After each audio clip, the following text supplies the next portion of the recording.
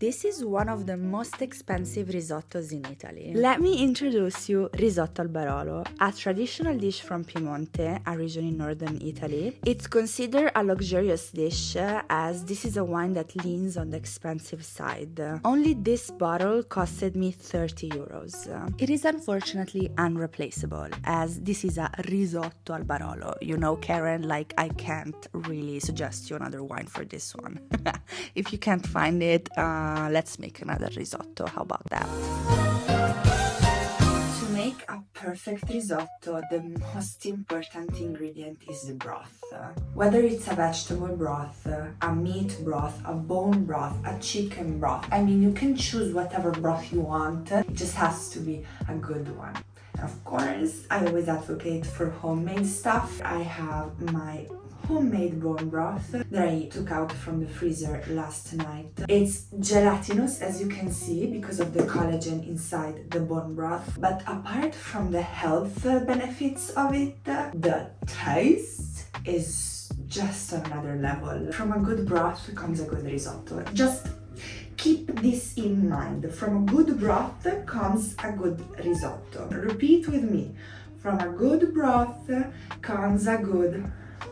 We also need butter, not this much of course, about 60 grams. We need Parmigiano Reggiano, we need Barolo wine, we need rice. Carnaroli rice is the best option, but if you have arborio rice, it works also fine. The quality of the rice is important because of its starch quantity.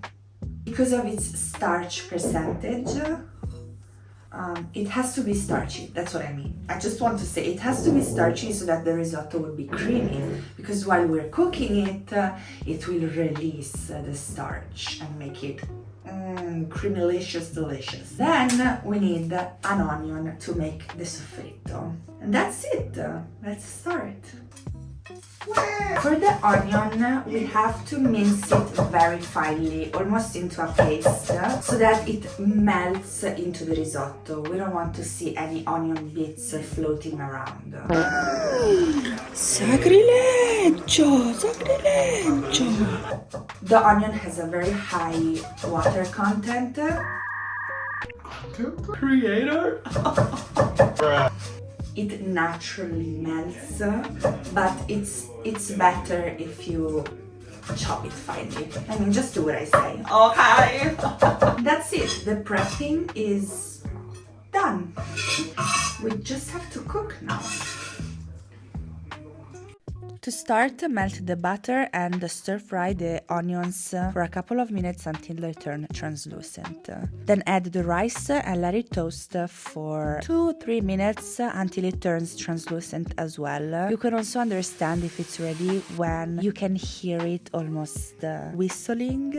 At this point, the most fun part has arrived because we have to add the 3 glasses of wine. 2 for the rice and 1 for you. Keep stirring until you see that it's evaporated and you can't smell any alcohol anymore. It's at this point that we're going to add our delicious broth, 1 or 2 ladles at a time. It takes about 17 to 18 minutes to cook the rice, so for this whole time you'll have to add the ladles of broth, keep stirring with the wooden spoon and adding the broth every time it's absorbed by the rice.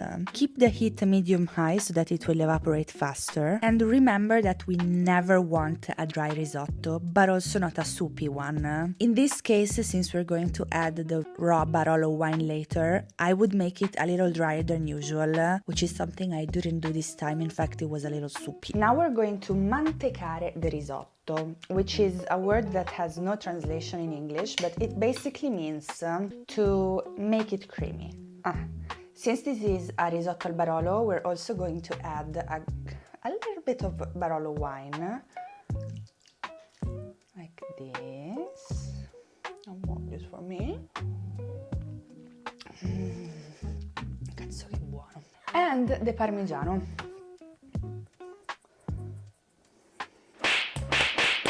We're gonna let this sit for 5 minutes and then we'll mix it.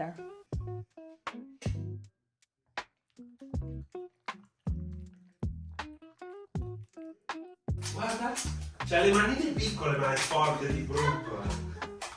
È tutto forte di proprio.